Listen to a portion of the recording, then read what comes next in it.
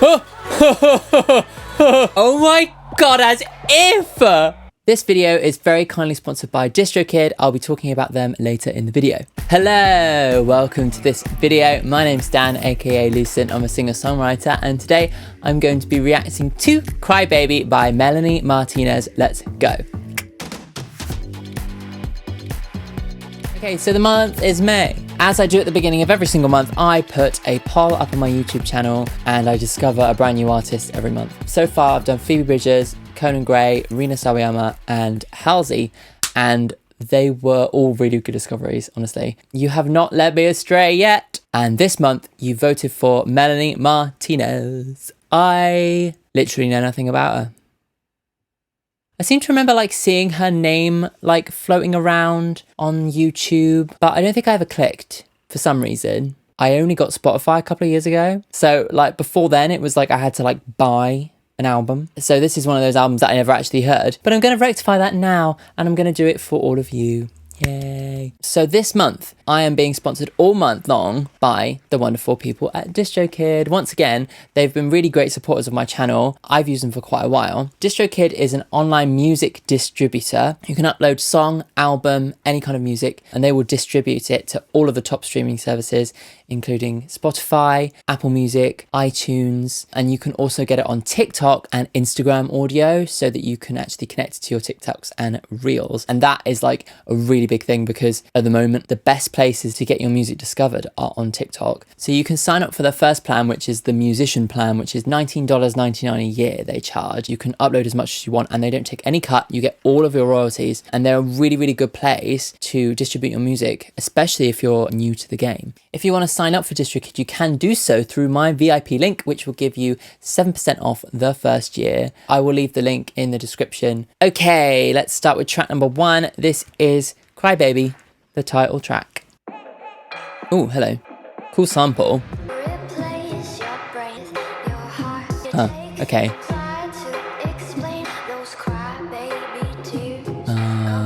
Maybe it's about crying when you don't want to cry. This is cool. It's kind of cool. It's quite cinematic, isn't it?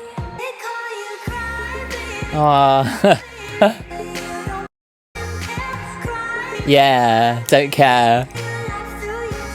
Now I know why you want me to react to this. It's about me. I see you.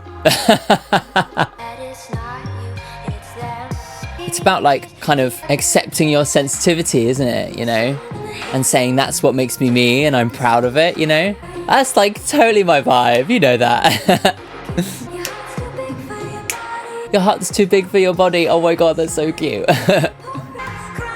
Yeah. Yeah. I love the beat of it as well. It's really fun and a bit unique. Huh.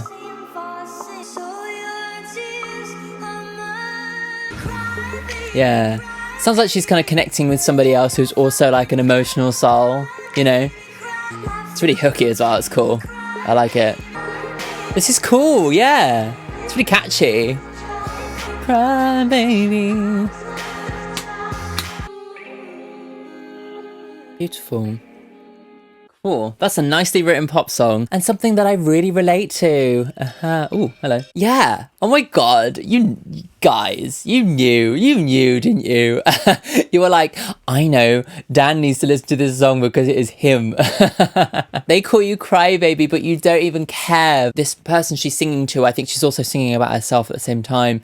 She's saying, I don't care, they don't care. We don't care that other people think that we're too emotional because that's who we are and we're proud of our ability to be sensitive and our ability to empathize, you know? That's certainly how I see it. And that's kind of what my channel's really about, letting myself feel the music, letting myself be taken along with the story of the music. And yes, I cry a lot and my friends take the piss, but you know, it's who I am, you know? And actually I love letting myself feel authentically and let myself connect to the music. Yeah, go MELANIE. I'm saying that. Okay, let's go on to song number 2. This is Dollhouse. Interesting use of instrumentation so far. Oh, as I said, good samples. It really evokes this kind of demented, slightly creepy. Yeah, like dolls and toys, that kind of horror aesthetic, innit? Oh my god. Oh, the Dollhouse is like the fake perfect family. Oh my god, so cool. Oh my god. Wow, this is great. Oh, I got chills, yeah. It's that like family like looking perfect from the outside, but her knowing that like her dad is sleeping around and all of this. Oh, and equating that with the perfect looking dollhouse is very like, you know, perfect on the outside, but not what it seems is really clever. Yeah. Ha! Oh my god, amazing storytelling. Yeah. Talk about her messed up parents. Wow, cool. This is sick.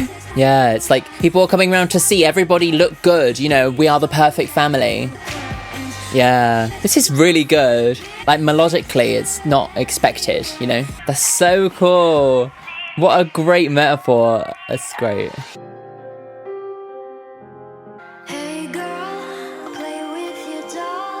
Yeah, yeah. That says something about like the expectation on her as a girl as well.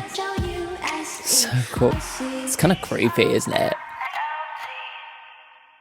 Cool. Amazing. Like such like a brilliant metaphor to like talk about like a dysfunctional family who looks perfect on the outside and then describing them like a dollhouse. I love how like her storytelling is really instant. Like I've got it, you know, I got what she was going for, and it was really clever.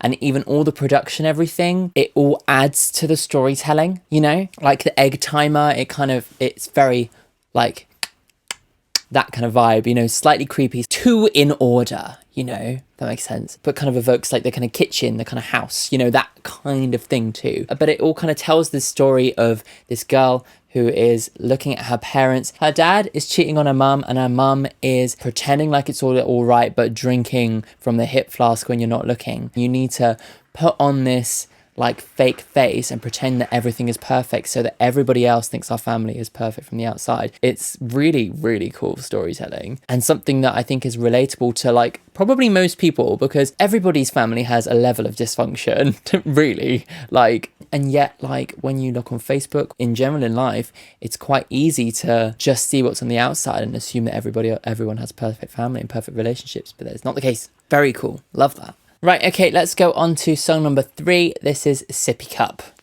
I'm sensing a theme. Blood still stains when the sheets are washed. Sex when the lights are off. Wow. Syrup is still syrup in a sippy cup. Huh. I love the sampling. This is fun. It's kind of housey in a way, isn't it? I think it's kind of saying, you know, like, you can't avoid the truth of things. Sounds like as an artist, seems very disconnected. Like maybe the people around her, maybe she doesn't feel like they're real, you know? Jesus. Some of these lyrics is really deceptively like heavy. There's a lot that you could kind of dig into.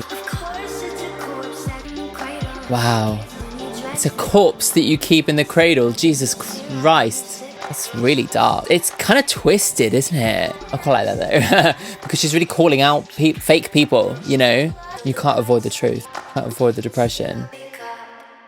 Yeah, wow. She's like totally unique.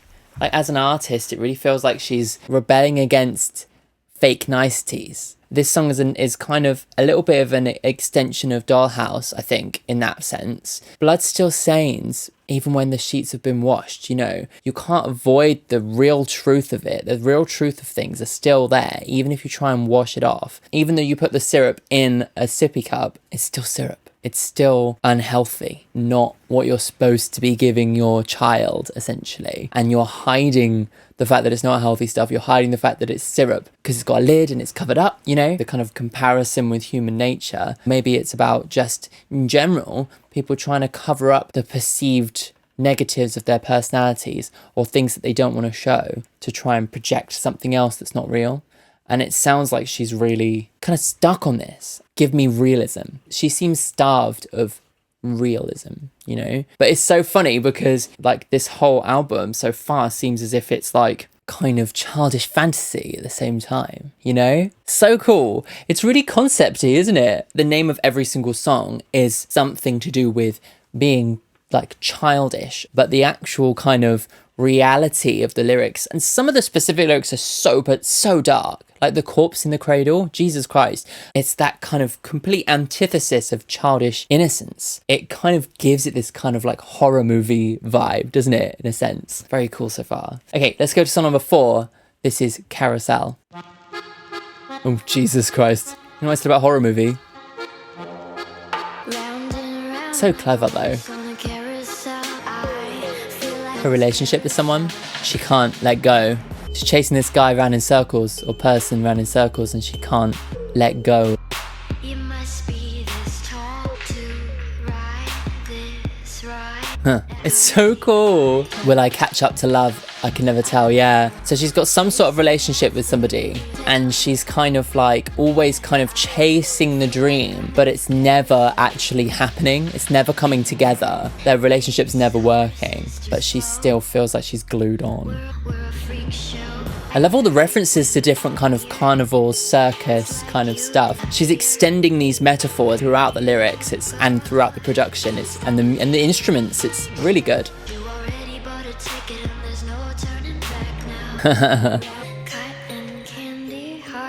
My cotton candy heart. So she's fallen in love with somebody, but she doesn't want to be in love.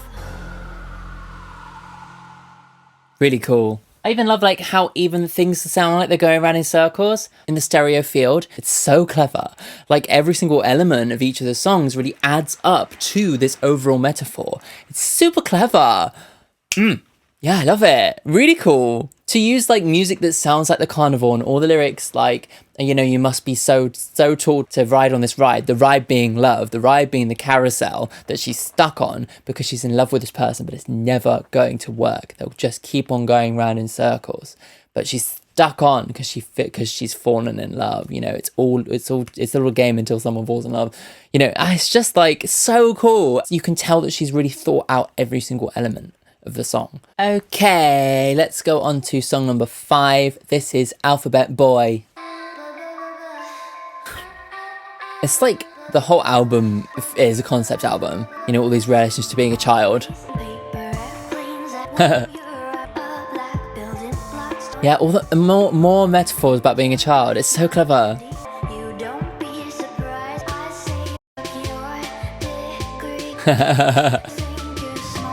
Oh, okay, so someone's obviously gone off and get like university educated and she's like, don't patronize me, Alphabet Boy.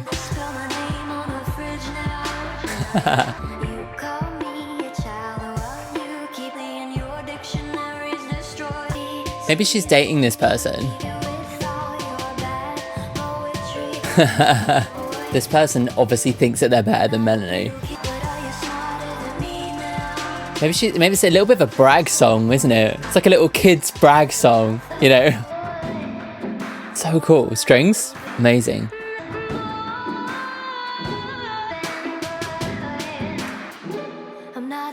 She's kind of like trying to prove herself to this person though as well, you know? So clever. Like even like her little riffs and runs kind of almost sound like a child singing them, you know?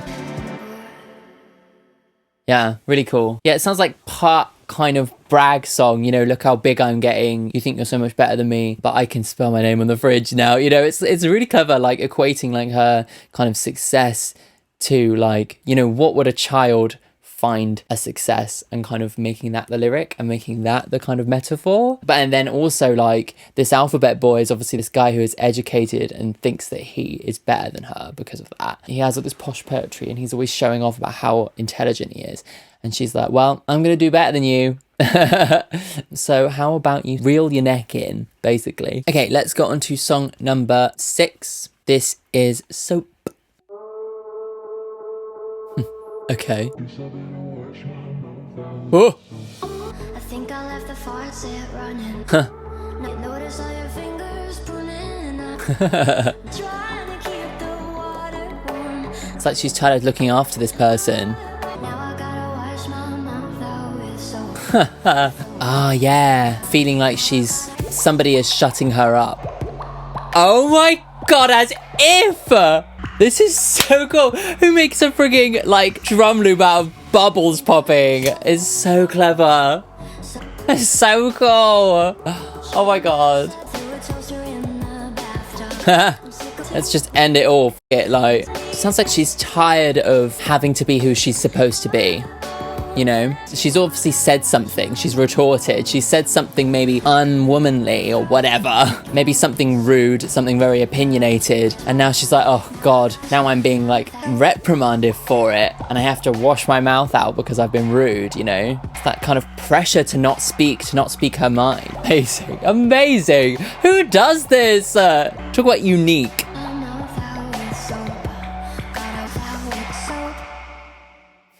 Amazing. Like, again, every single song seems to have production and lyrics that really, like, they all add up to the same story. Every single element is so thought out. It all adds up to the overall metaphor of the song. This song being the metaphor of Soap having to wash her mouth out with soap, not being allowed to say what she thinks because of external pressures. The reference being that when you're a kid, if you say something rude, you're told to wash your mouth out with soap, and she's kind of almost like regretting being herself. But it's a commentary on like her not being expected or allowed to, maybe as a female, maybe as a young person, to speak her mind. And then the bloody, like the actual freaking like drum loop is soap bubbles. It's like so stupid. I absolutely love it.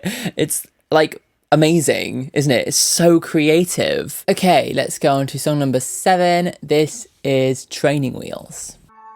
My hand on your seat the whole way around. This is cute. Soft hands hit the jagged ground.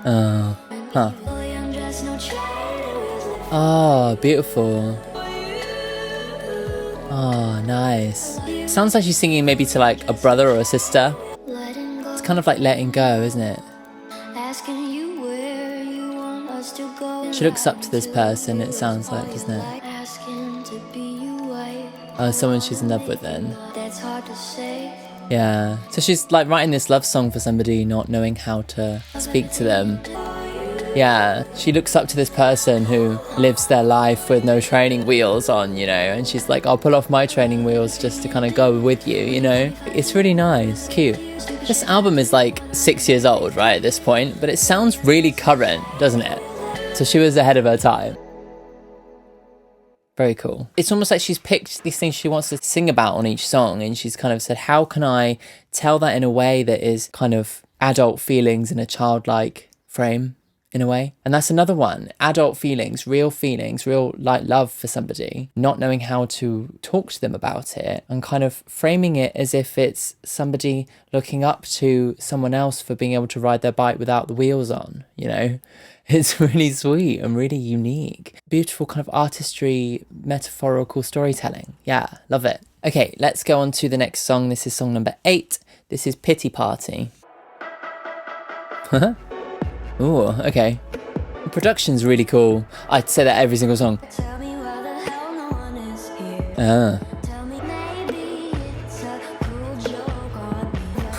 No one's turned up to our party.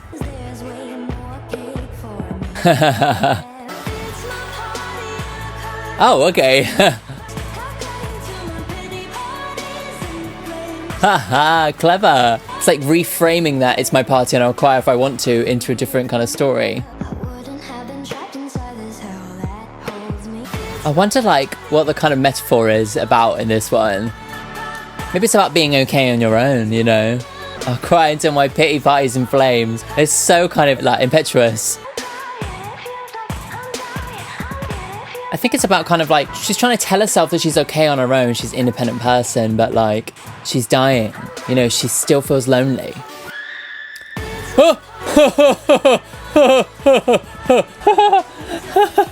Okay.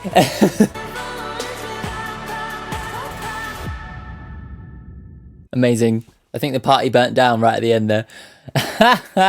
So yeah, really cool. More like really evocative kind of storytelling through the production, the lyrics, and like reusing that sample in a really cool way, you know, like the original "It's my party and I'll cry if I want to," but like reframing it as a story about her, maybe about her like being on her own and loneliness, but just like the kind of childish thing that she's kind of playing with here. She's like, you know what, I'm gonna let the whole party burn to the floor because it's my party, this is my life, and even though I feel like crap because no one turns up to my party, even if I feel like crap because maybe I can't relate to anybody, maybe I don't have anyone, like a relationship, I will still cry until the whole party burns down, you know. I will still be myself even if it's at my own detriment. Very cool. Oh, I like this so much. Thank you for recommending.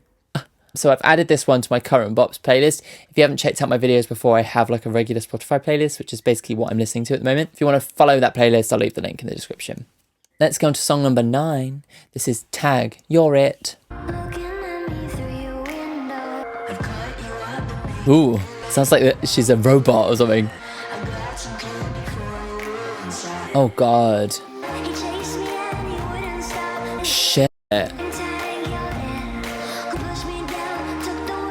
Oh my God. This sounds like her being like abused by somebody. It sounds like some sort of like physical kind of abuse where like, yeah, they've kind of like tracked her down and get her to catch her, you know. Ugh. Yeah. Oh my God, that's horrible, isn't it? That imagery. This is such a cool album. Like, it's kind of turned something so innocent to something so dark. Fire. Oh my God. Oh. Oh my God. Oh, that was creepy. She's really clever in kind of like setting your expectations. Something that is expected to be innocent and fun and silly. And then she undercuts that and really kind of catches you out by making it something really dark and potentially like abusive kind of situation that she's been in. You know, like winding down the window and like offering her sweets as if they're, you know, like paedophile get into my van thing, chasing her across the parking lot, like as she's hitting the ground, taking the words out of her mouth. It's kind of all this stuff that's like really kind of much darker than what you'd, you know, expect. Yeah. Oof. Like she's a real artist, is Melanie Martinez. I'm incredibly impressed so far. Yeah. Right, let's go on to song number 10. This is Milk and Cookies. Like that. 3, 4, baby, won't you lock the door? Again, more like childhood things. It's like a nursery rhyme. Sleep for days. Huh. Depression, maybe. Drink your spoiled milk. Oh. Need my prescription filled. Huh. A little bit of sugar, lots of poison too. Yeah. Wow.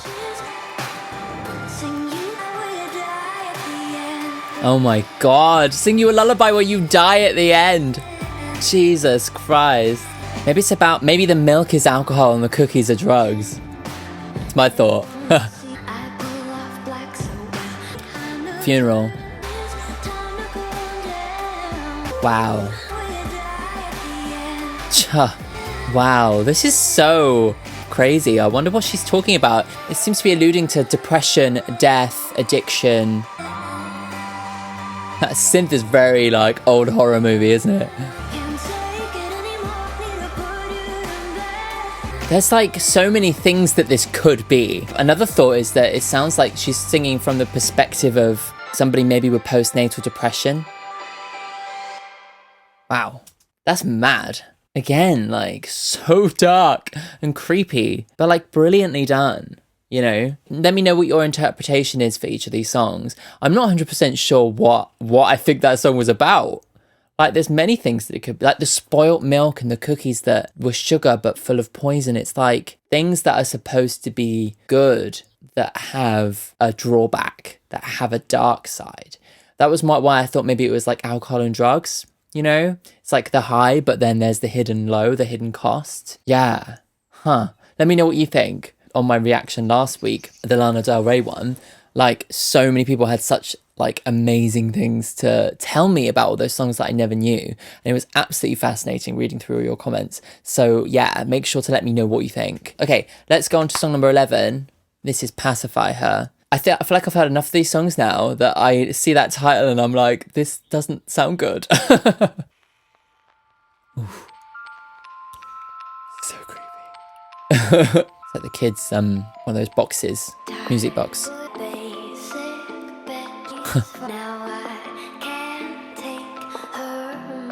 Oh my god.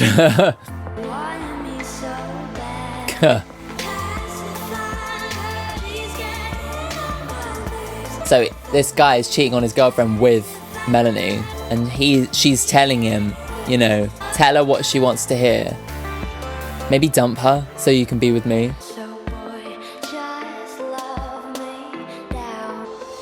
Yeah, okay. Dump her for me. We all know that you want me instead. I guess like the reference here, like the metaphor is like giving a child a pacifier to stop them from crying. Stop the crybaby from crying. Again, another really clever metaphor. It seems to me that she's the person that this guy is cheating on his girlfriend with. And she's saying, you know, get rid of her. Shut her up. I'm sick of her. You say that you love me, so how about you prove it? Okay, so let's go to song number 12. This is Mrs. Potato Head. They've changed Potato Head now to make it more like gender. Well, you can kind of make the potato head whatever you want it to be, which I think is quite cool. If you weren't born with it, you can buy a couple ornaments. Huh. Girl, if you wanna feel sexual, call up a professional. Right. I get it. Like Mrs. Potato Head, like body modification surgery. No one will love you if you're unattractive. Right. Oh my god. That pressure of feeling the need to have filler, feeling the need to have a boob job, a nose job. She's talking to Mrs. Potato Head saying, did it hurt, you know? That's amazing. Isn't that so clever? Isn't that so clever? Potatoes turn to french fries, yeah, it's common sense. On $100,000 for some compliments. Yeah, $100,000 for some compliments. Oh my god. Yeah, amazing. And pucker up their lips until they suffocate. Yeah.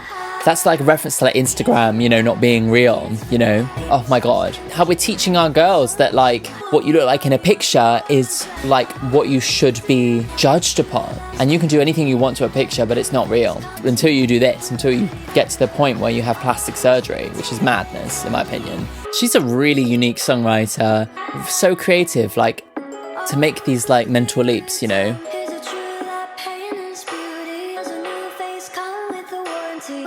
Huh. Face make it better. Will a pretty face make it better? My god. Wow. Wow. Amazing. Isn't that just like so clever to make that like link between like a Mrs. Potato Head and plastic surgery and body image issues, you know? It's honestly genius, like, isn't it? You know? Wow. Yeah, so she and it's another example of her taking something that's a toy, something childish, and turning it into a conversation that is extremely relevant still 6 years after this album, but also very adult and very like nuanced, and something that is a real commentary on our society at the moment. You know, how young girls are taught that their beauty is based on the pictures of themselves that they take, which can be edited so that they're no longer real. They'll never actually be that. There's still that disparity between what is real and what the picture looks like, and these people become depressed and anxious, and they feel that they're ugly because they don't match up with this completely unrealistic picture of them, of other people on the internet, until they're driven to a point where they spend $100,000 for a couple of compliments. You know, such a like brilliant commentary and such a unique way to tell that story. Melanie Martinez, you are a wonder. Genius, really. Isn't it? Genius. Okay, so before we go on to the last song, if you've got this far and you haven't subscribed, then what are you doing? What are you doing? I can't do it. Yeah, make sure to subscribe to the channel and click the like button as well. You know you want to do that. It's just so easy. Right, so this is song number 13. This is Madhatter. Bringing back the music box again. My friends don't Whoa! Oh my god. get high off here. Ha, clever. Each shade from a different person's head. Dream is a Oh my god. is a blue caterpillar. Obviously it's a reference to Alice in Wonderland. My god. Wow. You think I'm psycho, you think I'm gone. Some crazy, the best people are. All the best. Yeah. Maybe like people kind of like getting a kick off of her being up and down, calling her psycho, but her kind of accepting she's an artist, you know. For people like that, it's not a straight line, you know. Yeah, so the normals make me feel, unsafe. She likes the people who are kind of mad because they're the fun ones, you know. It's kind of an acceptance of herself as well. It's kind of like calling out to our fans too, you know. You might be a bit crazy, but we come up with albums like this, you know. Yeah, there you go. That's the end of the album. A real kind of like call to arms for all the weirdos out there being like, you're all the best people and we're good with it, you know.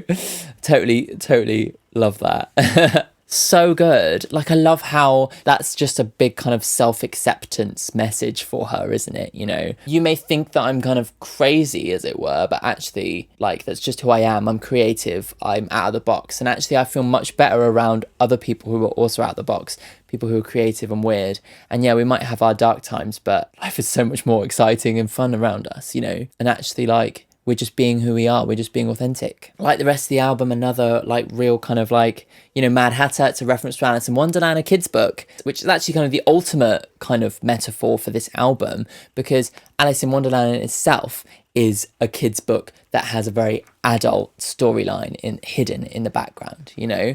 And that's exactly what the whole album is like. Every single song is taking something that should be something childlike, milk and cookies, a pity party, a little kid's birthday party, a game of tag, you know, all these different things that should be seen as something childish and something kind of like innocent, but crafting a story around each of those things that's actually about something much darker, something much deeper, and something much more like adult, and a nuanced kind of portrayal of how she kind of feels about the world, how she feels about herself, her family, her friends. It's a really kind of like brilliant exploration, like tied up in this super creative and artistic concept album that on the surface is all about being a child. But I think that's just such a clever kind of frame of reference. It's almost like seeing adult problems through a kid's eyes, and I think there's something very human about that, isn't there? Because actually, like, some of the complexities of adult life, when you actually look at it from a kid's perspective,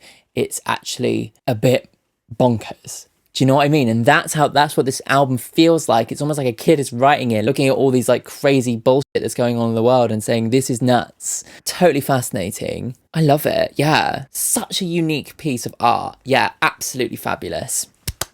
Thank you so much for recommending. Again, you've recommended me something that's totally cool and really inspiring. Let me know what albums I should react to next, and I'll put it in the poll for next month, and make sure to vote at the beginning of June for the next one you want me to react to. I do reaction videos every single Friday, so make sure to tune in next week for a very special reaction video that a lot of people have been asking for a very long time. Wink. Also, if you haven't checked it out yet, I put up a new demo this week so that I could get your opinion and see if you like it, see what you don't like about it, that kind of thing. I'll leave the link, and you can go ahead and listen to that and leave me a little bit of a comment. Again, thank you to DistroKid for sponsoring the video. The VIP link is in the description for 7% off your first year. And yeah, let's do the song of the week. So this week, my song of the week is, I'm going back to Lady Gaga. So the song I'm going to pick is from Born This Way, the album, and it is Scheiße, which is German for shit. But the shit in question is all the bullshit that Lady Gaga has to put up with as a woman. And this song is another one of those kind of Trojan horse kind of things, where it's like, on first listen, it comes across as almost like gritty and edgy for the sake of it. But when you actually really listen to the lyrics, it is a feminist anthem. It's a banger. I absolutely love it. Yes, that's Scheiße by Lady Gaga. Thank you so much for tuning in to the end. I'll see you next week for another reaction. Cool. Bye.